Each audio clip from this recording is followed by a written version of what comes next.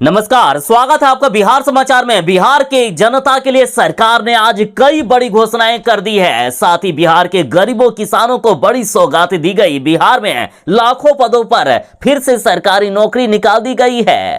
तो वहीं मौसम विभाग ने बिहार में ठंड बढ़ने और बारिश को लेकर अलर्ट जारी कर दिया है। तो आज की बिहार की बड़ी और काम की खबरों पर बात करेंगे। उससे पहले आपसे एक छोटी सी अनुरोध है, कृपया वीडियो को एक प्यारा सा लाइक अवश्य कर दीजिएगा। आपका लाइक करना ही हमारी मेहनत का फल होता है।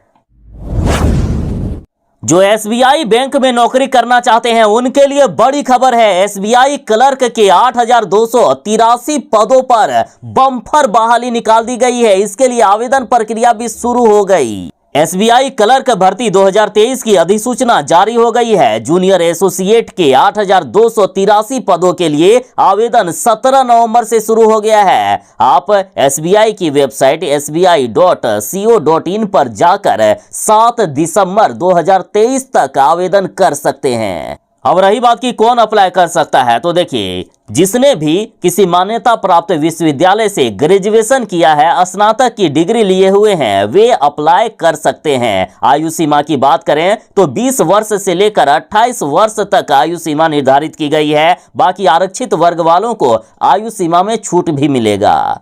तो सरकारी नौकरी पाने का एक सुनहरा अवसर है। जल्दी से एसबीआई की वेबसाइट पर जाकर अप्लाई करें। बिहार के नियोजित शिक्षकों के लिए सबसे बड़ी खबर आ गई है। अब बिहार के नियोजित शिक्षक सरकारी शिक्षक बनेंगे, राज्यकर्मी बनेंगे बिहार के नियोजित शिक्षक। और इसको लेकर अब नियमावली भी तैयार हो गई है। कंडीशन ये है कि नियोजित शिक्षकों को एक छोटी सी परीक्षा देनी होगी। जो शिक्षक परीक्षा में पास कर जाएंगे उन्हें सरकारी शिक्षक बना दिया जाएगा। और इन नियोजित शिक्षकों को बीपीएससी से बहाल शिक्षकों के बराबर वेतन और सारी सुविधाएं भी दी जाएगी। दरअसल बिहार सरकार अब बिहार में नियोजित और विशिष्ट शब्द हटाने की तैयारी में है। सभी शिक्षकों को अब सरकारी शिक्षक बनाया जाएगा, उन्हें राज्यकर्मी का दर्जा दिया जाएगा। राज्य के करीब 4 लाख नियोजित शिक्षकों को अब जल्द ही राज्यकर्मी का दर्जा मिलने वाला है। इसके लिए नियमावली को शिक्षा विभाग ने अंतिम रूप दे दिया है, जिस पर राज्य सरकार से मंजूरी लेने की तैयारी है। शीघ्र ही इस पर मुहर लगने के आसार हैं। सरकार से मंजूरी मिलने के बाद नियोजित शिक्षकों से सक्षमता परीक्षा लेकर उत्तीर्ण होने वाले शिक्षकों को राज्यकर्मी का दर्जा दिया जाएगा। और वैसे नियोजित शिक्षक जो शिक्षक बहाली के पहले चरण में पास कर गए हैं उन्हें तो वैसे ही राज्यकर्मी का दर्जा मिल जाएगा। और इस बार भी 1,20,000 शिक्षकों की बहाली हो रही है। उसमें भी यदि नियोजित शिक्षक पास करते हैं तो उन्हें भी राज्यकर्मी का दर्जा मिलेगा। बाकी जो शिक्षक बचेंगे उनसे एक छोटी सी परीक्षा लेकर राज्यकर्मी का दर्जा देने की सरकार ने तैयारी कर ली है।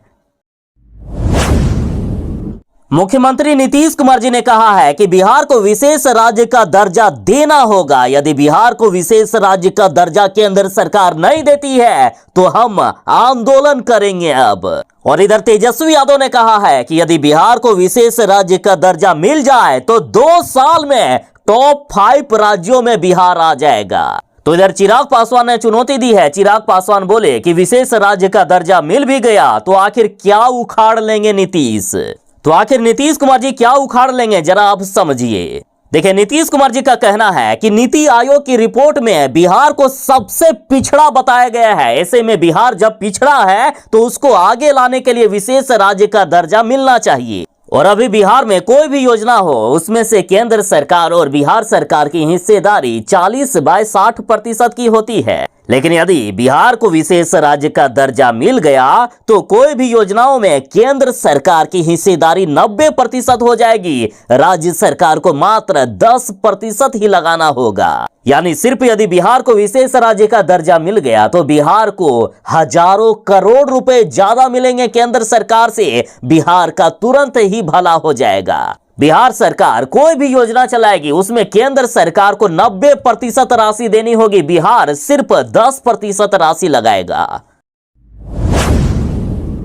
बिहार के वैसे लोग जिन्होंने सरकारी जमीन पर कब्जा करके रखा हुआ है उनके लिए बड़ी खबर है। उनको अब जमीन वापस करनी होगी। यदि उसमें घर बनाकर रखे हैं तो सरकार उनके घर को भी तोड़ने का काम करेगी। देखिए, प्रदेश में 8.7 लाख एकड़ सरकारी जमीन पर अवैध कब्जा है। और इसमें अस्थायी और अस्थायी दोनों तरह का कब्जा शामिल है। बांका में सबसे अधिक 1 लाख एकड़ सरकारी जमीन पर कब्जा करके लोगों ने रखा हुआ है। एक तरफ बिहार में सड़क परियोजनाओं, पावर ग्रिड, स्कूल, पंचायत भवन आदि बनाने के लिए जमीन नहीं मिल रही है, तो दूसरी तरफ राज्य भर में 8,70,000 एकड़ सरकारी जमीन पर अवैध कब्जा है। सभी 38 जिलों में गैर मजरूआ खास, गैर मजरूआ आम, बर्खास्त समेत अन्य सभी तरह की सरकारी जमीन में 16,39,676 प्लॉट ऐसे हैं जो अवैध कब्जे में हैं। और इसमें कई लोग तो मकान बनाकर रह रहे हैं, तो कई लोग इसमें अपना बिजनेस कर रहे हैं।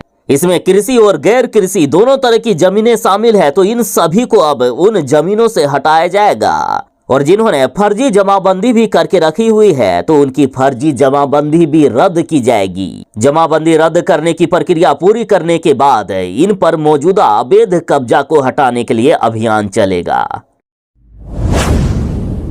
बिहार में किसानों से धान की खरीद की जा रही है। बिहार के सभी 38 जिलों में धान की खरीद शुरू कर दी गई है। अब मुख्यमंत्री नीतीश कुमार जी ने सभी अफसरों को निर्देश दे दिया है कि तेजी से धान की खरीद किया जाए। किसानों को कोई भी किसी भी तरह की कोई भी दिक्कत नहीं होना चाहिए। किसान जैसे ही अपना धान बेचेंगे 48 घंटे के अंदर उनके खाते में पैसे भी भेज दिया जाएगा। बता दें कि बिहार सरकार सामान्य प्रकार की धान की कीमत 2,183 रुपया प्रति क्विंटल तय किए हुए हैं। बाकी ए ग्रेड धान की कीमत 2,203 रुपया प्रति क्विंटल निर्धारित की गई है। बिहार सरकार किसानों से 15 फरवरी 2024 तक धान की खरीद करने वाली है। छठ पूजा के दौरान बिहार में बारिश होने वाली है। 19 व 20 नवंबर को पटना सहित 9 जिलों में छाए रहेंगे बादल और इन जिलों में हल्की बूंदाबूंदी भी हो सकती है। देखिए, मौसम विभाग के अनुसार पटना, गया, भागलपुर, पूर्णिया, बांका, कटिहार, अररिया, किशनगंज और मधेपुरा में हल्की बारिश होने की संभावना जताई गई। साथ ही मौसम विभाग ने यहां तक कहा है कि कई अन्य जिलों में भी बारिश की संभावना हो सकती है। बिहार वाले पहले से अलर्ट रहे। 19 और 20 नवंबर को बिहार में बारिश होने वाली है।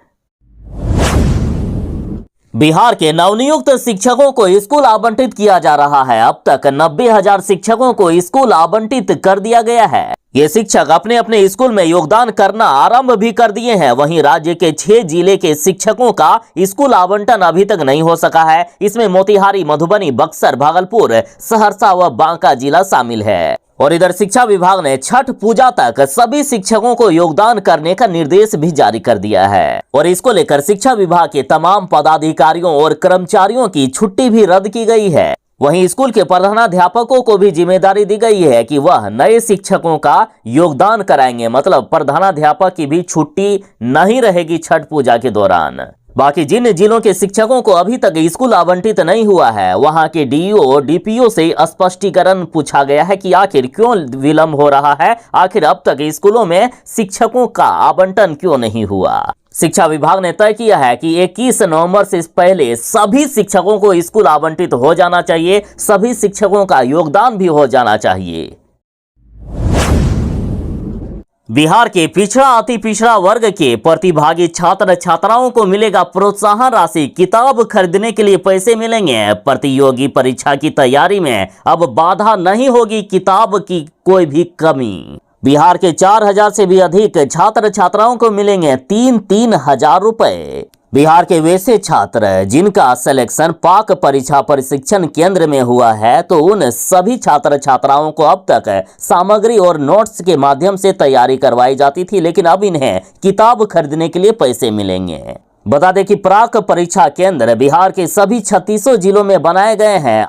तो आखिर क्या है ये प्राक प्रशिक्षण योजना, जरा जान लीजिए। तो देखिए, पिछड़ा वर्ग एवं अति पिछड़ा वर्ग के छात्र छात्राओं विद्यार्थियों के लिए BPSC, UPSC, railway, banking, medical व इंजीनियरिंग प्रवेश व अन्य प्रतियोगी परीक्षाओं की तैयारी निःशुल्क करवाई जाती है। आवेदकों का चयन संबंधित विषय के बहुवैकल्पिक लिखित परीक्षा के बाद मेधा सूची के आधार पर होता है। हर केंद्र पर 60 छात्र छात्राओं के 2 बैच को 6 माह का प्रशिक्षण मिलता है। तो बिहार के पिछड़ा अति पिछड़ा वर्ग के जो परीक्षार्थी इस योजना का लाभ उठा रहे हैं, उन सभी को किताब खरीदने के लिए 3-3 हजार रुपए दिए जाएंगे। पटना वालों के लिए बड़ी खबर है। अब घर बैठे मिलेगी पार्किंग और छठ घाट की जानकारी। पटना में श्रद्धालुओं की सुविधा के लिए व्हाट्सएप नंबर जारी किया गया है। इस व्हाट्सएप नंबर से आपको सारी जानकारी मिल जाएगी। नंबर जरा नोट कर लें, 9264447449। छठ महापर्व के अवसर पर सभी व्रतियों और श्रद्धालुओं की सुविधा के लिए पटना नगर निगम और जिला प्रशासन ने विशेष मोबाइल ऐप भी तैयार किया है, जिसे आप प्ले स्टोर से भी डाउनलोड कर सकते हैं। इस ऐप का नाम छठ पूजा पटना ऐप दिया गया है। वेबसाइट या ऐप के माध्यम से या व्हाट्सएप नंबर के द्वारा घाट एवं पार्किंग स्थल की जानकारी, पार्किंग स्थल एवं घाट तक नेविगेशन की सुविधा, खतरनाक और अनुपयोगी घाटों की सूची, तालाबों की सूची, प्रतिनियुक्त दंडाधिकारियों व पदाधिकारियों के मोबाइल नंबर के साथ इस पर शिकायत या सुझाव की सुविधा भी उपलब्ध है। शिक्षा विभाग ने अब राज्य के कॉलेज और विश्वविद्यालय के शिक्षकों के लिए भी आदेश जारी किया कि राज्य के कॉलेज व विश्वविद्यालय के हर शिक्षक को प्रतिदिन अब कम से कम 5 कक्षाएं लेनी होगी। और इसके लिए शिक्षा विभाग ने सभी विश्वविद्यालयों व कॉलेजों को दिशा निर्देश भी दे दिया है। प्रतिदिन कॉलेज प्राचार्यों से इस बारे में वीडियो कॉन्फ्रेंसिंग से जानकारी भी ली जाएगी। विभाग ने यह भी स्पष्ट किया है कि जो शिक्षक इस आदेश का पालन नहीं करेंगे उसके खिलाफ सख्त कार्रवाई की जाएगी। बिहार सरकार ने इस साल छठ पूजा के लिए 25 करोड़ 51 लाख रुपए जारी किए हैं। शहरों में 4050 घाट तैयार किए गए हैं। देखिए, छठ महापर्व के लिए राज्य भर के सभी 261 नगर निकायों में 4050 घाटों को तैयार किया जा रहा है। 465 घाट खतरनाक श्रेणी में रखे गए हैं। यहां खास तौर से बैरिकेडिंग की गई है। खतरे के निशान के लिए लाल कपड़ा एवं साइनेज का प्रयोग किया गया है। सभी घाटों तक आने वाली छठ व्रतियों के लिए लाइट, घाट तक पहुंचने के लिए समुचित रास्ता, पार्किंग, चेंजिंग रूम, अस्थायी शौचालय, वाटर टैंकर समेत अन्य सभी मूलभूत सुविधाएं बहाल की जा रही है। और साथ ही नगर विकास विभाग ने सभी 4050 छठ घाटों में 2 पालियों में सफाई कर्मी को तैनात किया है। 17 से लेकर 20 नवंबर तक 2 पालियों में, पहला सुबह 6 बजे से लेकर दोपहर 2 बजे तक तथा दूसरा दोपहर 2 बजे से लेकर रात 10 बजे तक सफाई कर्मी तैनात रहेंगे।